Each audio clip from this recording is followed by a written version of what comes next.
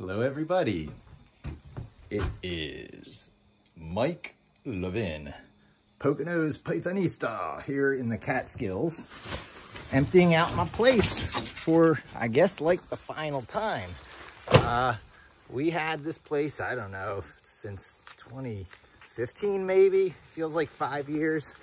And since we've moved to the Poconos, it almost feels redundant to say my year-round place in the Poconos and my summer place in the Catskills. So we really have not used it for the last few seasons. And by the time all this stuff started happening and lockdown was upon us, even places like this, they weren't letting you in. So it was not my move there and live there and reduce my living expenses, because I already own the place type opportunity that I was kind of hoping it would be. So looking around, having to get out of Staten Island, in particular out of Irby, that cost me $8,000 to get out of a studio apartment, a tiny studio, not even Manhattan, but Staten Island. Because I just renewed a lease, because my 2-year lease had run out. So they were like, don't go month to month, you'll be month to month. It was posed like, oh, this is the most terrible thing. But that's exactly what I should have done. Instead, I renewed with a 1-year lease, and to get out of that in total cost me about $8,000. So it's yet another place I'm hemorrhaging money in the ever-recurring theme of places I've financially screwed up in life. It's over and over. Even the price I sold this place at is pretty low for what the market would bear if I was willing to hang around and look for the best buyer. In fact, while I was closing, other people tried to like cut their way in line, and I stood up for the purchaser. And so now he is the pseudo owner, because it's co-ops, of this 2-unit thing, which I had a previous video that I also showed this place in when Addie was running around. She must have been 5 years ago. She's almost 10, and that works out about right. Oh, no, that video wasn't 5 years ago, but the video was when she was 5. Wow. Yeah, I got to get my times frames right, because I was going to sell this not long after my first marriage ended. However, I wanted to keep roots for Addie. And roots meant, in this case, I believed passing this place down. Maybe generation, not generation, but, you know, year after year, keeping this place up. It has 2 sides. The family can live on each side. I owned both sides. That next thing down there is the casino, so it was very close to where activities went on. It has this like little patio thing, and probably from this I would have, like, you know, had 25% more on the sale, especially after cleaning it out for the new buyer. But I thought I'd give it a final walkthrough and goodbye, not just for my memories, but I guess also for a YouTube video, because this is the way a lot of people are choosing to live these days, just getting out of cooped up being in their small places in the city where they're paying so much for so little right now under these conditions. And this is one of the ways I lived. That was one of the 2 rooms of the 4 rooms, not counting the bathrooms, of course.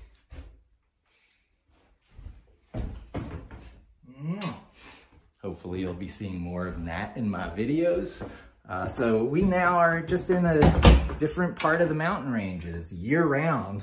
And because we're there year-round, it seemed like keeping this was redundant. No matter how much a part of Addie's memory of growing up this might be, it's a bit expensive of a proposition to keep 2 places in the mountain, and year-round wins over another piece of land to be attached to give you complexes in life while growing up. And even as an adult. There's a whole thing about, you know, how much attachment should one have to place, you know. People talk very fondly about their roots. And I guess I sort of bought into that to some degree with me even holding on to this in an attempt to give Addie roots. But, you know, she does have her grandparents' place in Staten Island and a grandparents' place in the Catskills. And this place, she can always revisit with friends, so she doesn't really lose this place. And, you know, we can revisit Inwood. And her roots are all of New York City. She's been in northern Manhattan, she's been in Staten Island, and now I'll take her to some of the outlying locations like the mountains of Pennsylvania, which are not terribly different from the mountains of New York City. So from the Catskills to the Poconos, right? Ooh, it's very strong mentally. I'm shaping a story in her mind for growing up with. And she's a city mouse and a country mouse. A country mouse as much of as a city mouse.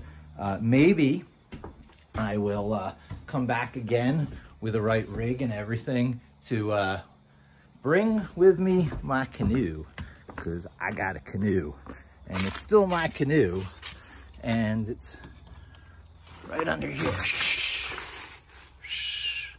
But it's a really cool system that you just pull this out and the whole canoe comes sliding out. I'm not gonna do it right now because it's such a hassle. This is where I kept the life jackets. The oars are back in there. So I live near the Delaware River now, and it would really make a lot of sense for me to throw that canoe onto that trailer and start doing canoe rides down the Delaware. You got to plan it a little bit, because when you get to the end of the canoe ride, somehow you got to get to where the car is. So you can either, you know, there's some different ways to play it. We've got it planned with inner tube floats now first, because that's so much easier. You just walk with the floats to where you get into the river, and it's only that you have to collapse down when walking back to the car, or hiking from the car to get in the water, depending on which way you play it. So these are the things that are on my mind now, and I'm just doing the final cleaning and touching up and final lockup. This may be my last time here. Not necessarily, because the paperwork is only just going through and being processed with the signing and the counter signing and the checks. But I do not feel that another trip is really necessary. They might actually like it, but really, I gave it at such a good price to the first person who offered my asking price, because, you know, it will need a roof in a few years, and I told them that. And, you know, I didn't take the best care of the place over the past few seasons. We were hardly even here. Nat had been here with me a little bit before. But, you know, it had not been requested to come here quite a bit, and then lockdown hit, and we like mountain living, so we committed to mountain living. And we've got a wonderful little place now with a fire pit and an indoor fireplace, and a community association that has a year-round pool, one outside, one inside. They're keeping the outside one open. I think it'll switch over. And yeah, so my awesome wife came with me and helped me pack the car and do a little final light touch-up cleanup work. And we're here with our Dunkin' Donut coffees, no sponsors yet. I still have most of mine, but you know, I gotta be careful with this with the drive coming up. But the drive between the two locations is really a pleasant mountain drive between the Poconos and the Catskills, all completely on like Route 209, which I already know from like both sides. It's amazing just how I'm mapping things together and routing out like synaptic pathways in my brains, connecting regions that were previously disconnected. So I just connected in my mind the whole Poconos region with the whole Catskills, or it's really the Shawangunk Ridge, we were talking about that on the way over here. You know, it's about another half hour to an hour north to get to the mountain range that's, I guess, formerly the Catskills, where all that vaudeville stuff happens, or happened once upon a time, the Jews' vacation. We're a little bit further south from that, just at like where the Hudson Valley ends and mountains begin. So, you know, it's a delightful place. If I held out, I could have probably got quite a bit more, but you know, it's just time to move on with life, to not have that, you know, maintenance fee 4 times a year extra that I didn't have to pay if we weren't really using it. So cheers to, you can do empty, I don't care. Cheers to the Catskills bungalow final days. It's been good. It's fond memories and final farewell. And congratulations to the new people. I hope you enjoy it. It's just really a delight around here. So many things. It's beautiful. Yeah.